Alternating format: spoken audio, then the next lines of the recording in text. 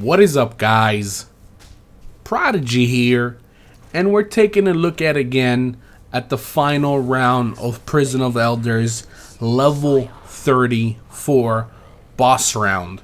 I know some of you guys probably seen this gameplay on my channel already, but I didn't really give you guys a commentary, information, or thoughts about what's going on. So now that we're getting closer to House of Wolves, I was like, you know, why not do it? I'm not exactly sure if you guys are going to play this exact same version of Prison of Elders, because I already told you guys this thing is going to change. Modifiers is going to change.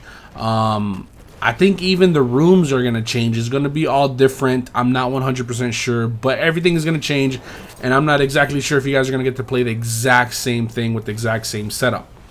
But starting off with this round, even all the rounds regarding Prison of Elders, I thought it was a little bit hectic.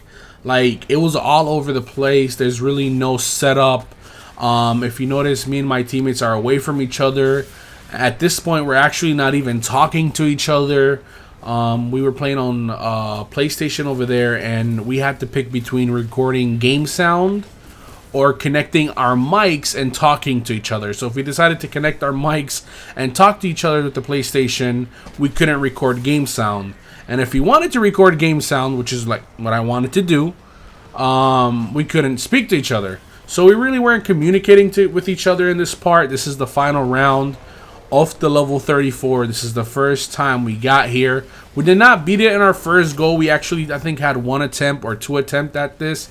But again, what I was trying to say, that I feel like the whole entire Prison of Elders compared to raids, it's very unorganized. We're jumping from side to side. We're moving from area to area. For the people that don't understand why we do this, well, at least the reason I was doing it is to keep the minions or the enemy that's around us separated. And instead of all three of us being on one corner of the room and have every enemy in the room focused at one area, you know, knights shooting boomers, boss doing his damage, wizards doing their attack, instead of having all that focused on us three in one area of the map, what I kind of wanted to do is separate everything, not be on the exact same side at all times. And that's why you see me jumping around a lot, moving around a lot. And again, I go back to what I was saying earlier regarding how, compared to raids, this thing is pretty insane, all over, running around the place crazy. I mean, I'm not saying it's a bad thing. I thought it was pretty cool and it was pretty different. Instead of just sitting around the whole time waiting for something to happen, for example, in Vault of Glass, I feel like it's not very active compared to Crota's End.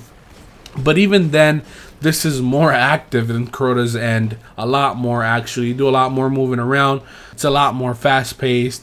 And at the end of the day, I still had fun playing it. I'm not saying that that is a bad thing about it, but I'm just saying it's very different compared to raids. If you're wondering what is going on with the gameplay, well, the first thing you need to know that there is a fire burn modifier or solar burn modifier, so anything with solar damage does bonus damage. I did not have my Vision of Confluence on me, but that would be my weapon of choice if I was able to pick any weapon. But since I didn't have it on me, I had to deal with the Fatebringer. And this is the one thing you want to focus about right here, is that if you notice, every time I touch the ground, I burn and I take damage for 10 seconds. The boss, I don't know if it's random or depending on, you know, where his health is at or on a certain timer, he will enrage. He will summon his rage and the whole entire room will start burning, and you cannot be touching the ground. For every time you touch the ground, you take damage. The longer you stay on the ground, the more damage you will take. So, you know, we had to be jumping around the whole entire time, moving around the whole entire time, and just trying to do, you know, damage to the boss. My focus was to ignore everything around me and try to do as much damage as I can to the boss. And that was really it for the final round. It took us about 14 minutes. I know some of you guys are probably now wondering about the rewards. I saw a lot of comments in my whole entire gameplay, like, what's the deal with the rewards? If you notice, we found a treasure key after beating the boss, and it tells us to go back to the airlock room, the main room, and this is where we go to the rewards.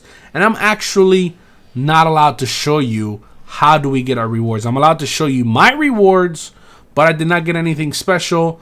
but I'm not allowed to show you how I get my rewards. So anyways, guys, this is really it for this video. Hopefully you guys did enjoy. If you can please leave a like. If you're new to the channel, make sure to subscribe. I'll see you guys later. Peace.